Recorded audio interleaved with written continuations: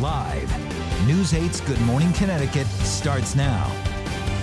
Good morning. Did you hear? Huskies make history. The UConn women's basketball team winning their 4th straight national championship title. They are something special. Big win over Syracuse out in Indianapolis.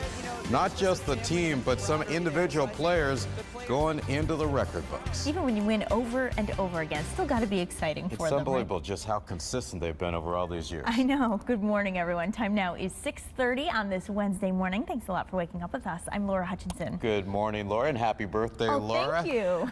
I'm Keith Coons. Gil has this day off, and it's going to be another cold one out there.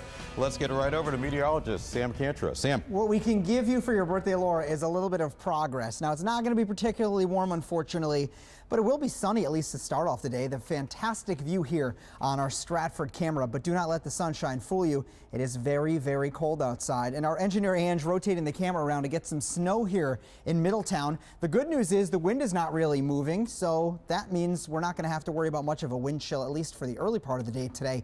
But then the winds pick up later on, but they pick up out of the south, which is a wind direction we like to talk about. 27 Bridgeport, 21 in Windsor-Locks, and also in Oxford, and the temperature in Meriden right now at 23 degrees. Here's what it looks like at recess. Expect to see some sunshine, but we progress to cloud cover as we go into the afternoon. Our temperature near 40 degrees later on today, upper 30s expected for our temperature inland, and then by 4 p.m. as we reach the warmest time of the day, we will be just a little bit on the cloudy side with our temperature near 45 degrees. Some rain to talk about. We'll do just that in a bit. Teresa, what do you got?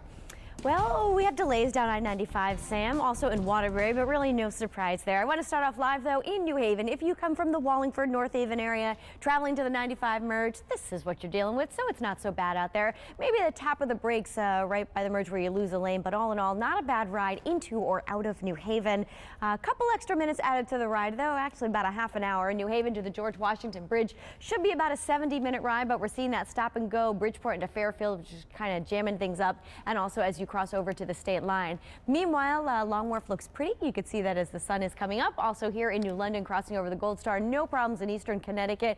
You're moving into Groton, Mystic without any issues in Waterbury, Middlebury, Southbury, Newtown, Danbury. It is all clear. Check the cameras over at WTNH.com. Keith and Laura, back to you. Thanks, Teresa. The UConn women are waking up this morning NCAA champions after last night's big win in Indianapolis. One more time, the team beating up Syracuse.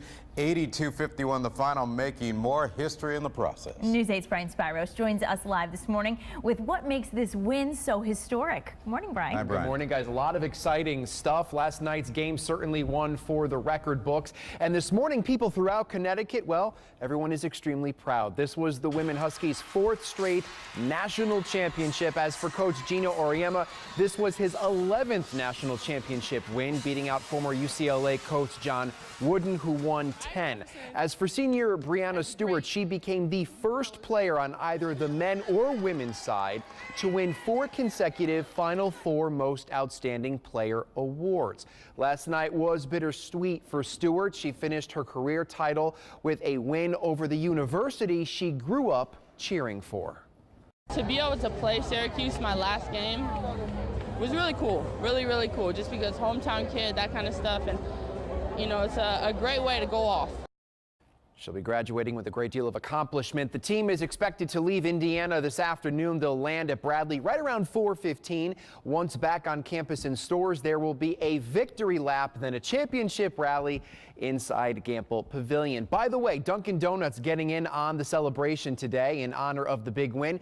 You can get a free medium hot or iced coffee with a purchase. All you have to do is have the Dunkin' app on your phone. That offer good throughout the entire state except Fairfield County. Laura, back to you. All right, Brian, thank you. And here's what we're watching this morning. Connecticut lawmakers are trying to lure Bank of America to move its headquarters out of North Carolina following a new law restricting LGBT rights. A bipartisan group wrote a letter yesterday to the financial institution inviting it to relocate to Connecticut. In the letter, the lawmakers welcome not only Bank of America, but any other financial institute threatened by the new law. The Connecticut Senate is planning to vote today on a resolution calling on the U.S. Senate to hold confirmation hearing on President Barack Obama's Supreme Court nominee. Republicans in the Senate on Capitol Hill have refused to hold hearings on Judge Merrick Garland's nomination. Connecticut has the opportunity to be the first state legislature in the nation to take action regarding the High Court's vacancy since the death of Justice Antonin Scalia. Time now is 6:35. The Milford Zoning Board gives the green light for a medical marijuana dispensary to open on West River Road. The area is zoned for commercial use, but it sits right across the street from a residential neighborhood. Some people who live there say they're pretty unhappy about this decision. I just think it needs to be someplace else. There are children right next door and across the street, and bus stops, and children riding bikes. I just don't think it's appropriate for here. The Milford Planning and Zoning Board is now looking into strengthening laws in Milford to make it tougher for other marijuana dispensaries to set up shop. As Connecticut's heroin crisis continues to grow, the State Department of Mental Health and Addiction Services is now talking about the issue. A forum on heroin and opiate addiction will take place tonight. It'll happen in the green room of the Clinton Town Hall, and that forum going to run from 6:30 until 8 o'clock this evening. Connecticut's heroin crisis is showing no signs of slowing down, so News 8 went inside a local treatment center to see the care each patient gets when you walk into the APT Foundation in New Haven without an appointment or referral. No questions asked, and you can receive treatment regardless of the ability to pay. The assessment only takes about 2 hours. Patients can come in for treatment every day. No one will be turned away. Be sure to stay with News 8 for continuing coverage of Connecticut's heroin crisis on air and on our website, WTNH.com, and we're always also on social media. Laura, the Obama administration fighting Zika by devoting leftover money from the fight against Ebola to more research and treatment. Congressional officials say most of the money will go to the Centers for Disease Control and Prevention, development of anti-Zika vaccines, treating those with Zika, and combating the mosquitoes that spread the virus as the top priorities. An official announcement from the White House expected later today. And Keith, there are mosquitoes here in the state of Connecticut that can transmit the Zika virus from person to person. Milford city leaders are working to control the mosquito population by treating sites where they breed. The Milford Health Department says stagnant water is an ideal breeding ground. You should drain any stagnant water on your property and use mosquito repellent. And you should also call the health department if you see any vacant properties where there might be stagnant water.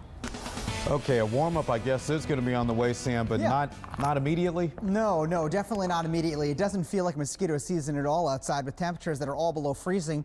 We do have a freeze warning that's up now for the immediate shoreline. It doesn't mean that inland isn't going to see below freezing temperatures. It just means that according to the National Weather Service, the growing season has officially begun. This is southern Fairfield, New Haven, Middlesex, and New London counties, where even right to the shoreline, we are seeing these temperatures below freezing. That's up till 10 o'clock. Our temperatures should get above freezing before 10 o'clock. 25 Chester, 25 New London, 23 in Meriden, and we are at 21 degrees up at Bradley International Airport. A couple of scattered teens here on the map that are poking fun at what month we're actually in. Only 19 in Danbury, just 16 the temperature in Torrington. For lunchtime, or excuse me, for the bus stop for the kids, the temperature is only between 23 and 27 degrees. So as they head out, they will need to wear the heaviest winter coat, hat, boots, gloves, and the whole shebang. All right, Teresa, any problems on those roads? Are we doing okay? It's getting busy, Sam. Typically, we see that right around 6:30, and this morning is no different. The map is showing some colorful speed data as you move into the greater Hartford area, a little bit of yellow, and there's red down I-95. So let's check some speeds around the state. Right now, Hartford to Waterbury, it's not so bad on the westbound side, but we are very heavy already. A little bit earlier than normal in Waterbury on the eastbound side, so 23 to 25A already jammed up. I checked in with Troop A, no reported accidents. This is just rush hour, folks. Meanwhile, New Haven to Hartford, a straight shot up 91 will take you about 38 minutes. Nothing unusual there. And here's where we have about an extra half an hour added to your ride. New Haven to the George Washington Bridge, just over 100 minutes. And you're going to see that red speed data over in Bridgeport and Fairfield. Here on the traffic map here, the sun is coming up, so keep the shades handy. A little bit of sun glare in Hartford's jamming things up on the eastbound side as you move downtown. Danbury looks terrific. The construction has finally cleared in Stratford as well. Check the cameras for yourself at WTNH.com. Back to you both. All right, thank you. If you have yet to file your taxes, don't worry, you still have time. Not much, but there's some time. We've got your back this morning with where you can get some free tax prep help. That's ahead. Also ahead, more than 30 million Americans are living with diabetes. Now, Those who rely on insulin may feel more of a pinch than what they get from that needle. We'll explain. And nutritious food for children. New analysis on combo meals for kids at some of the top fast food chains and restaurants across the nation. Time now is 6:18. Your ice cream cone might be a little bit more expensive this summer, and so could cake.